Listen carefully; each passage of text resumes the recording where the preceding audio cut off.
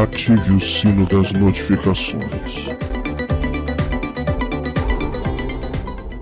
Olá, meus ilustres amigos e amigas. Bem-vindos a mais um vídeo no canal Verdades Ocultas da Bíblia. E vamos continuar o nosso estudo da obra do historiador, professor italiano Mario Liverani. Vamos estudar a sua obra para além da Bíblia. Estamos lendo o livro na versão em espanhol. Nós estamos agora na página 9, aonde vai falar das questões geopolíticas da terra de Canaã, a fragmentação geopolítica. Como que se desenvolveu politicamente Canaã? Como que chegou até o período da monarquia? Na própria página 9, nós temos uma tabela que vai falar da cronologia com as fases arqueológicas, as fases bíblicas e as fases históricas. Obviamente, como a Bíblia é uma construção narrativa, as fases bíblicas não estarão muito alinhadas com o que irá dizer a fase histórica. Por exemplo, no quadro que você acompanha agora do próprio livro, aí na sua tela, quando nós estamos falando da Idade do Bronze Médio, entre 2000 e 1500 a.C., nós temos a evidência das cidades-estados independentes, seu processo de formação, desenvolvimento e estabilização. Mas neste mesmo período é que a Bíblia estará falando da época dos patriarcas, que na narrativa parece-nos uma terra quase desabitada, sem a presença de cidades-estados. Uma terra que é dada a um Abraão, por exemplo, como herança, mas há uma impossibilidade, porque já existiam estados independentes na terra de Canaã. Quando falamos, por exemplo, da Idade do Bronze Tardio, 1550 a 1180 antes da Era Comum, a Bíblia Sagrada irá nos contar a narrativa do êxodo bíblico e a adentrada na terra de Canaã. Só que temos um problema histórico gigantesco. Neste período, Canaã era dominada pelos egípcios, e não é uma dominaçãozinha qualquer. Literalmente, os egípcios controlavam a terra de Canaã, em todos os sentidos que você possa imaginar. Então, nós temos uma incompatibilidade entre a história bíblica e o que, de fato, nós averiguamos através da história e da arqueologia. Na Idade do Ferro I, seria a época dos juízes e da formação do Reino Unido. Mas o que nós temos, de fato, através de comprovações históricas e arqueológicas, é o período que podemos denominar etnogênese, que é quando as identidades étnicas estão se formando, se desenvolvendo em grupamentos humanos. Quando um grupo começa a ser percebido por si mesmo ou por outros com uma identidade própria, um grupo étnico distinto. Ou seja, na verdade, não temos formações de tribos. Na Idade do Ferro II, a Bíblia irá falar dos reinos divididos. A história da divisão do reino vai dar início justamente com o rei lendário Davi. Mas o que nós temos, de fato, através da ciência arqueológica e histórica, é que nós nunca tivemos algum indício de uma monarquia unificada que depois se divide. Muito pelo contrário, norte e sul, distintivamente, já surgem em estados separados, ou reinos separados.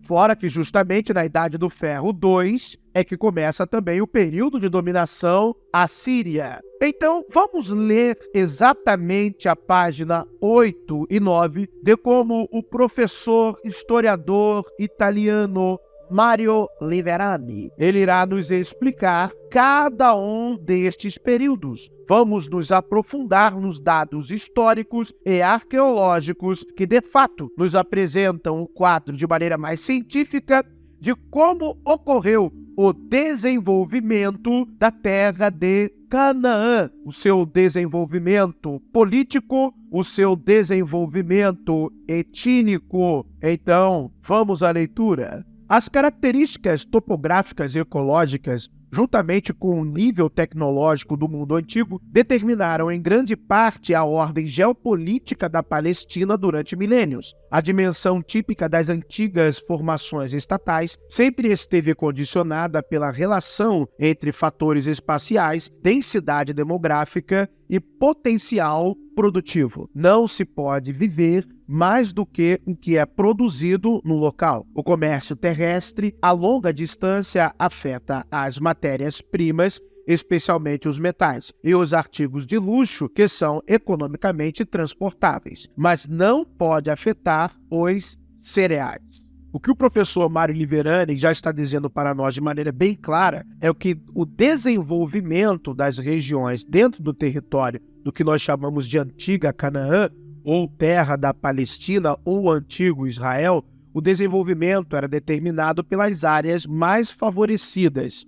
Esse favorecimento dizia respeito a questões econômicas que estavam vinculadas a questões agrícolas e a questão também de produção de metal. Ou seja, os assentamentos ou os grupos que estiveram com acesso às regiões mais férteis e com mais recursos é que acabam tendo vantagem nessa questão de desenvolvimento demográfico e econômico em um primeiro momento. Desde a constituição das primeiras cidades, termo com o qual queremos designar povoações cuja população é diversificada pelas suas funções e estratificada pelos seus rendimentos, ou que albergam dentro delas um setor público, seja um templo ou um palácio, ou ambos. Formam-se unidades territoriais ao mesmo tempo econômicas e políticas, especificamente a cidade com o seu ambiente agrícola de cerca de 10 quilômetros de raio e com uma periferia de terras altas ou estepes que permitem a transumância da pecuária. Poderíamos chamá-las de cidades-estado, se não fosse a carga de valores historiográficos e ideológicos relacionados com este termo, que nos faz pensar imediatamente na polis grega e, portanto,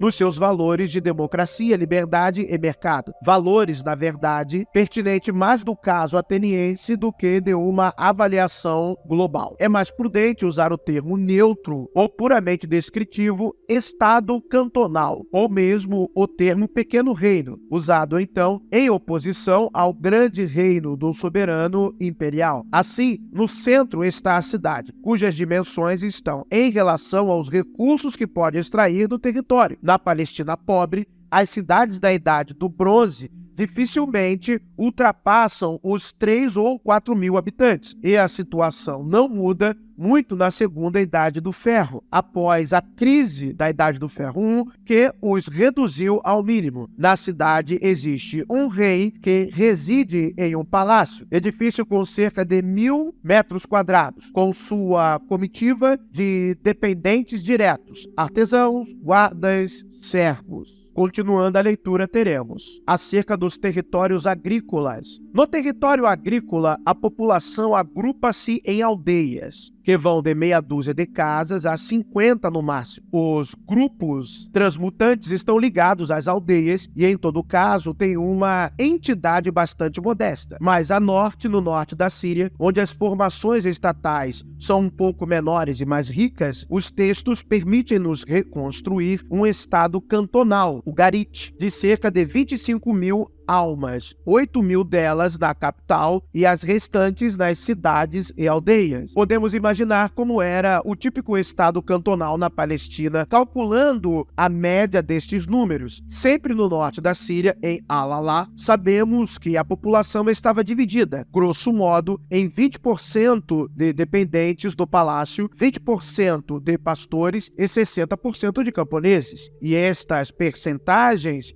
que, claro, devem ser entendidas como cálculos puramente indicativos, também podem ser aplicados à Palestina. Ou seja, através da análise arqueológica dos assentamentos, nós conseguimos ter uma percepção da densidade demográfica das regiões da antiga Canaã. O que nos revela, então, como eu mostrei na leitura do quadro anterior, que não se tratava de uma terra desabitada, onde poderia se fazer uma promessa e dizer, olha, isso aí tudo é seu. Já tinha gente residindo na localidade. A terra já era área ocupada. Esta é a célula básica do sistema político e se perpetua por muito tempo. Noutros locais, no Egito, na Mesopotâmia, a presença de grandes rios que permitem o transporte de mercadorias, mesmo volumosas, e a necessidade de coordenar sistemas de irrigação em maior escala, a princípio local, tornaram necessários processos de unificação política, dando origem a estados que podemos descrever como regionais. De resto, mesmo estas continuam a ser divididas nas suas células cantonais, que mantêm a função de unidade econômica, sob a forma de províncias ou nomos, como se diz no caso do Egito. Mas a unificação política, que surgiu em áreas onde a produtividade da terra e a densidade populacional eram muito maiores, trouxe consigo um salto quantitativo notável. Se o típico reino palestino da Idade do Bronze final tivesse, em média, cerca de 15 mil habitantes e o maior, do Ferro II, atingisse em média 50 mil, no Egito poderia ter havido, de acordo com uma estimativa não exagerada, 3 ou talvez 4 milhões de súditos do faraó, e a Babilônia, embora já em declínio, poderia contar com alguns milhões. Este processo de unificação e este salto quantitativo de 1 para 200 como uma espécie de tamanho ainda não afeta a Palestina por razões fundamentalmente topográficas e ambientais, ou seja, as questões geográficas da terra da Palestina dão a ela um status privilegiado no sentido de como ocorrerá o seu desenvolvimento demográfico, o seu desenvolvimento populacional, o desenvolvimento da sua política, geopolítica e distinção étnica. Muito obrigado por terem assistido a mais um vídeo no canal Verdades Ocultas da Bíblia. Que o verdadeiro Deus abençoe a todos. Calma, calma, ateu, se você não crê em um Deus. E a sorte e a fortuna lhe acompanhe.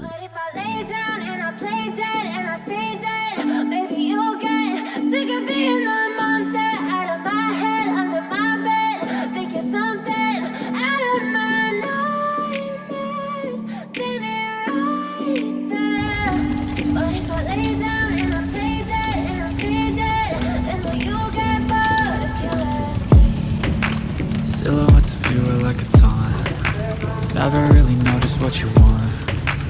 With you I don't ever feel calm. I can feel the sweat inside my palm. Play with me like cats and a string. You don't understand.